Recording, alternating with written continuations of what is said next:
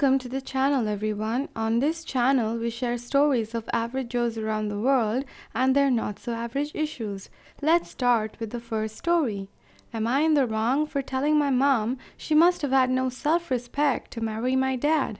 My 16 female high school has an annual fall dance.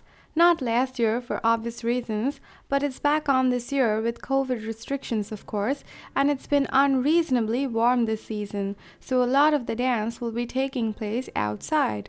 Anyway, the boys are supposed to ask the girls, and yesterday at lunch, a boy asked me, and I agreed to go with him. My dad has always been a traditional kind of a guy when it comes to me and my younger sister, 14 female.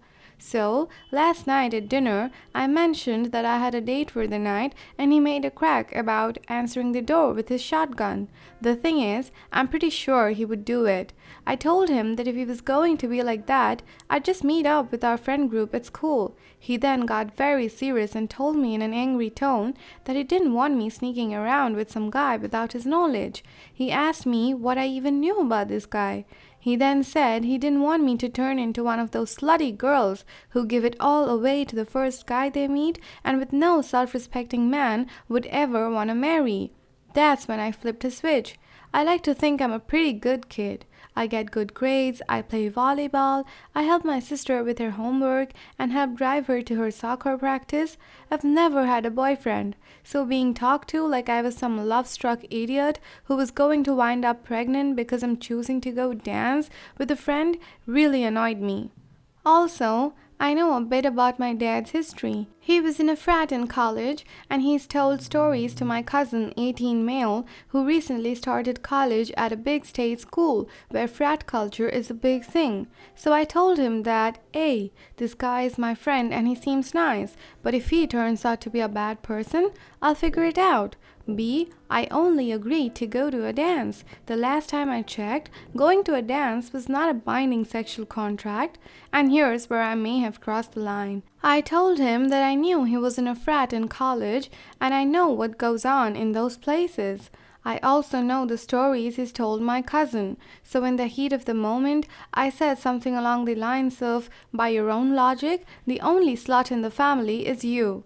Then I looked at my mom and said, you must have had no self-respect to have married him. By the looks on their faces, I could tell what I said was hurtful, and then of course, I got yelled at and probably won't be able to go to the dance at all. But I feel like it's unfair for him to give me a lecture about slutty behavior and self-worth when he's recently been bragging to my male cousin about doing much worse things when he was just a few years older than me. But maybe I crossed the line trying to prove my point. Did I do wrong to prove my point?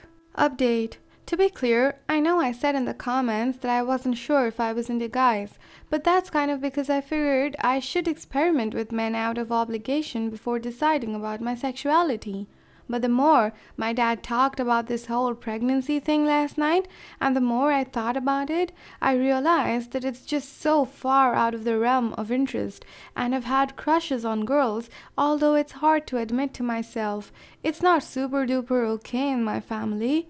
I need to apologize to my mom to heart, and I realized that real quick. She didn't deserve that. I made her an omelette and a coffee and brought it to her in bed and sat down with her on the bed so we could talk about what happened. My dad was out of the house.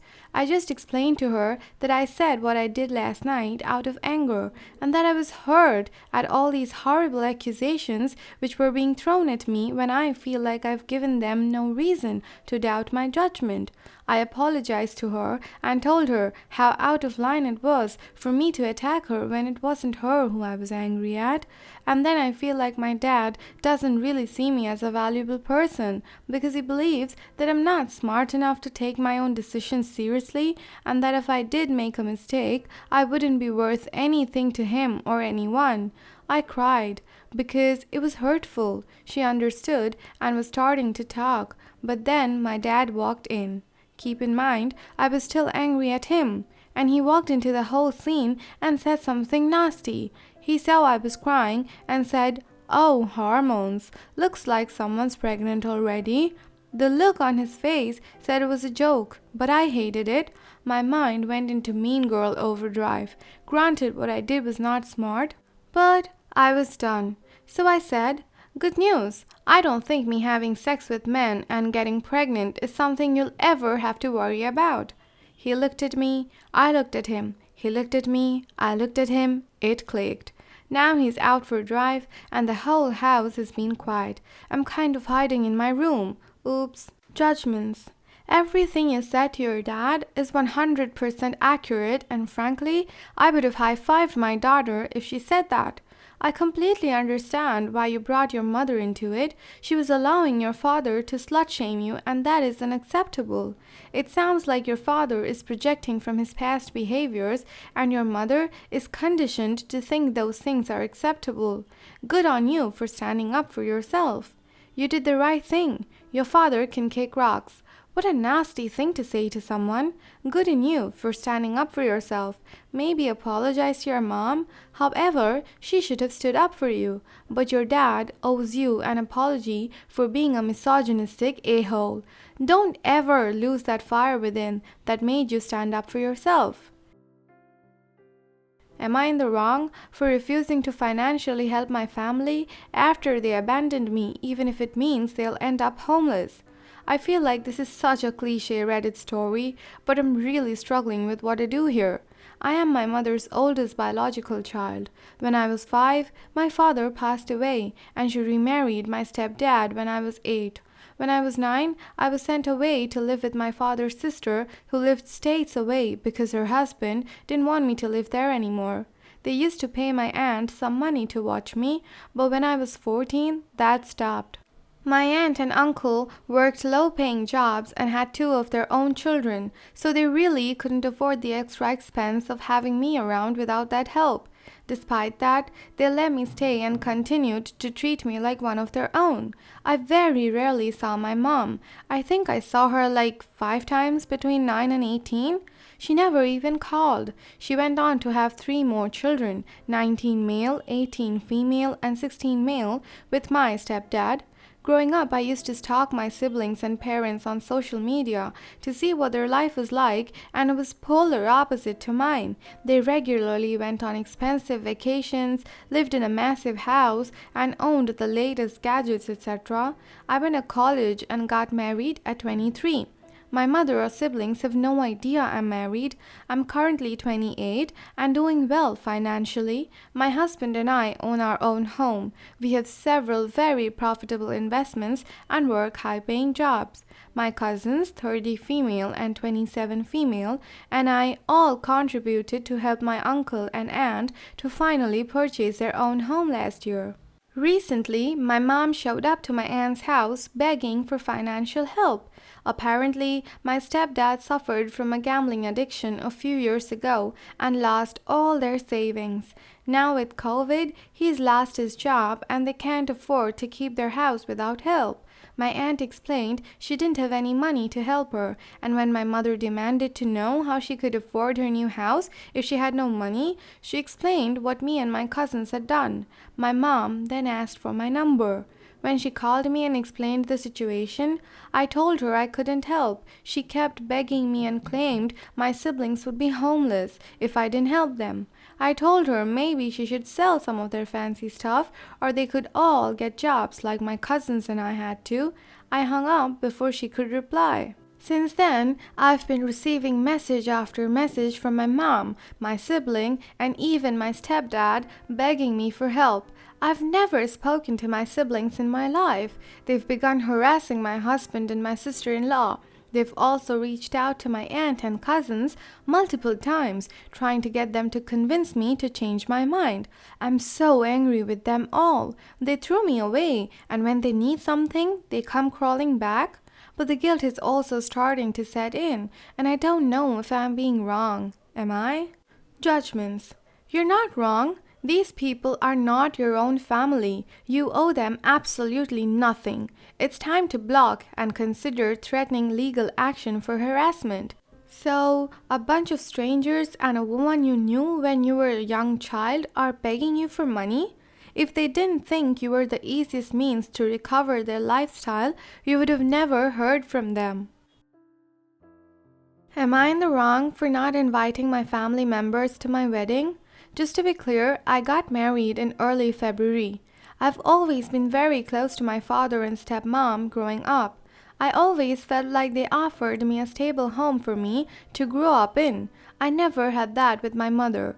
During the last few years of my parents' marriage, my mother changed as a person. She was a happy and cheerful person when we were younger. She really changed after the divorce. She was miserable, and I felt that.